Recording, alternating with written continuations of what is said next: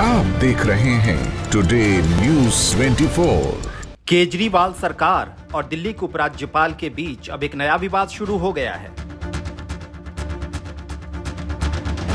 Chief secretary के खिलाफ दिल्ली सरकार की रिपोर्ट को उपराज्यपाल ने विचार करने से इनकार कर दिया। उन्होंने कहा कि यह आधी अधूरी और गलत जानकारी है। उपराज्यपाल ने कहा कि रिपोर्ट का विशेष भाग कथित तौर पर मीडिया में लीक हो गया है, जिससे प्रथम दृष्टया ऐसा प्रतीत होता है कि इस जांच का मकसद सच्चाई का पता लगाना नहीं था, बल्कि मीडिया ट्रायल शुरू करना था। उपराज्यपाल ने उस रिपोर्ट पर विचार करने से साफ इनकार कर दिया है, जिसमें नरेश कुमार के खिलाफ बामनोली भूमि अधिग्रहण मामले में भ्रष्टाचार के आरोप लगाए गए थे। उपराज्यपाल ने रिपोर्ट को आधी अधूरी और गलत बताते हुए इस पर विचार करने से इनकार कर दिया है। रिपोर्ट के मुताबिक वीके सक्सेना का कहना है कि रिपोर्ट चल रही जांच को सुविधाजनक बनाने के बजाय उसमें बाधा डाल सकती है। उन्होंने कहा कि ये रिपोर्ट पहले से पब्लिक डोमेन में है। उपराज्यपाल ने कहा कि मुझे सतर्कता मंत्री की शिकायतों पर प्रारंभिक रिपोर्ट मिली, जो मुख्यमंत्री अरविंद केजरीवाल द्वारा समर्थित है। ये दुर्भाग्यपूर्ण है कि जो रिपोर्ट संवेदनशील के साथ मेरे सचिवालय को गोपनीय कवर में मौजूद है, वो पहले से ही पब्लिक डोमेन में है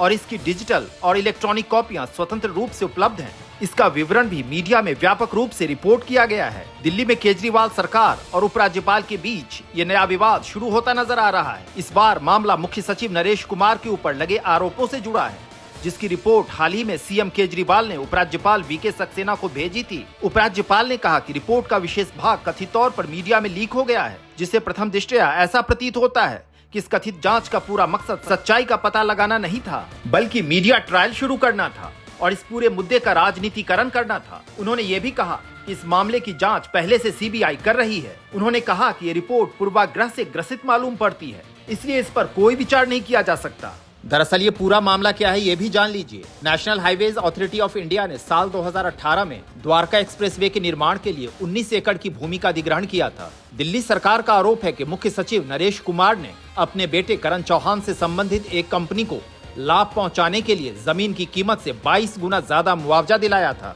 जिसके बाद ये पूरा मामला दिल्ली के एलजी तक पहुंचा है। इस तरह की अन्य खबरों के लिए आप हमारे चैनल टुडे न्यूज़ 24 को सब्सक्राइब कर लीजिए।